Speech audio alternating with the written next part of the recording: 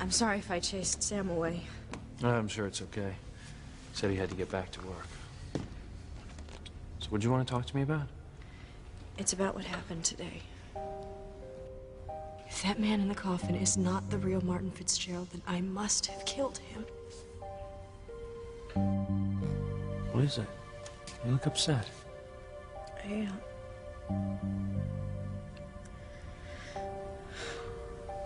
Why? Do you know something about what happened to my father? You said you had something important to tell me. Please, Sheridan. If it's about my father, I have a right to know what it is. Sheridan, you're not a murderess. You don't know. Look, there's no record of anything happening that night. No body, no police report, nothing. You're the only one with any memory of that night. I just wanted to say how glad I am that things turned out this way. That the man who died wasn't really your father. She said that already. I know, but I was thinking some more about how relieved you must be. I mean, how horrible you must have felt, thinking that you were responsible for the death of the man who gave life to you. I wasn't sure I'd ever be able to forgive myself. And in spite of that, you saved me instead of him. I owe you my life for that. No, you don't. Yes, I do. And it's a debt that I have every intention of repaying someday, however I can. If there's ever anything that I can do for you. Actually, there is.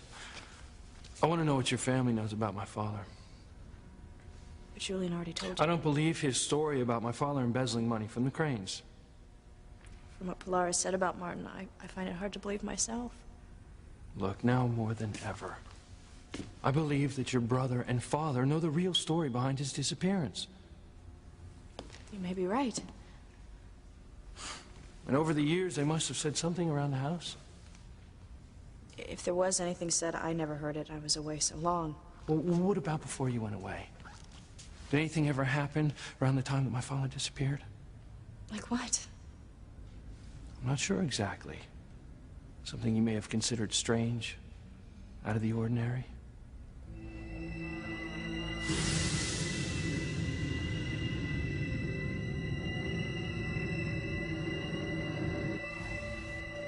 You do remember something, don't you? Tell by your face that you remember something strange happening around the time my father disappeared. And what was it, Sheridan? I was so young, I don't recall anything very clearly. Yeah, but something sticks out in your memory, doesn't it? No, I mean, nothing to do with you and your father. And I told you about the nightmares that I had when I was a little girl. I know, you still have them sometimes. Yes. And it was around that same time that I was having the nightmares. That's all. Then you went off to boarding school in Europe. Right. So I guess I really can't help you with anything that you need. I'm really sorry, Louise. I wish that I could. No, it's okay. I appreciate you trying. Anyway, good luck. Thanks.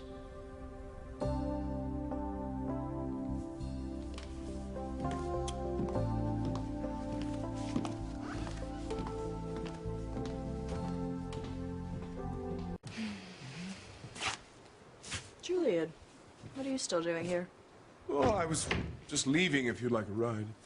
No, you go on ahead. All right. I'll call a cab when I'm ready. Suit yourself. Can't imagine why you'd want to hang around here, though. So much has happened today. I could use a little quiet time in the church to sort things out. Oh, very devout of you. Goodbye, Julian. Yeah, I hope that you're not back to that ridiculous old bugaboo of yours about killing Martin Fitzgerald when you were a little girl. Could you blame me if I started to wonder again?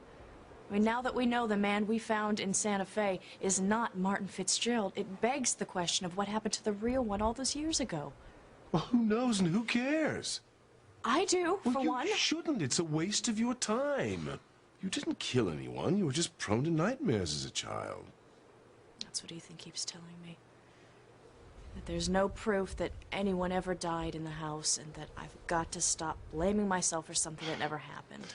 Thank God he's been able to talk some sense into you. You certainly don't listen to me. I was afraid you were going to go off on another one of your hysterical tangents again. I'm fine, Julian. Good. It's one less thing to worry about.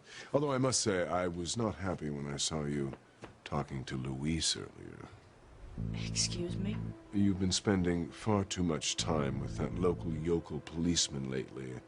Stay away from him from now on. What did you say? You heard me. From now on, you keep your distance from Officer Luis. I was only thanking him for saving my life.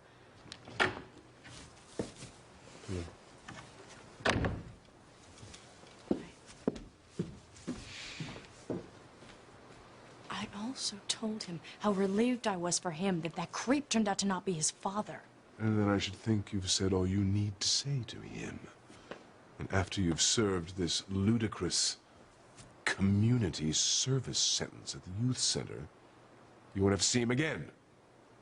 I can see whomever I please. I don't take orders from you. I'm not a child. Then stop acting like one. Surely you're not eyeing the housekeeper's son as a potential beau, especially with your track record for picking losers. Go to hell, Julian. No, I was just saying that you'd be making the biggest mistake in your life if you got involved with the likes of Luis. You know, you have really lost it this time. Forget about anything I feel. Luis would never get involved with me because he hates my family. And you know what? I don't blame him.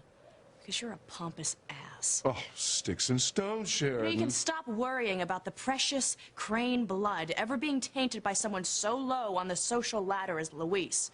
He's far too proud to get involved with the likes of me. Well, consider yourself lucky. You know, I'm not done with you yet, Julian. Luis isn't the only one with a problem with you. What do you really know about the real Martin Fitzgerald? Tell me, Julian. What do you know about Martin Fitzgerald? The real one, not some imposter. We've been through all of this, Sheridan. I've told you all I know. And I've wasted enough of the day at this farce of a funeral. If you'll excuse me, I have business to attend to, and I mean it. Stay away from Luis.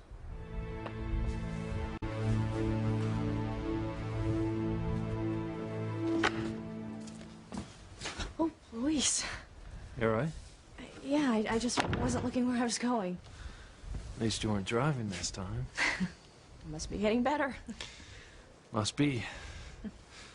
Look, I don't know what you're doing tonight or if you're busy, but I was wondering if you might like to have dinner.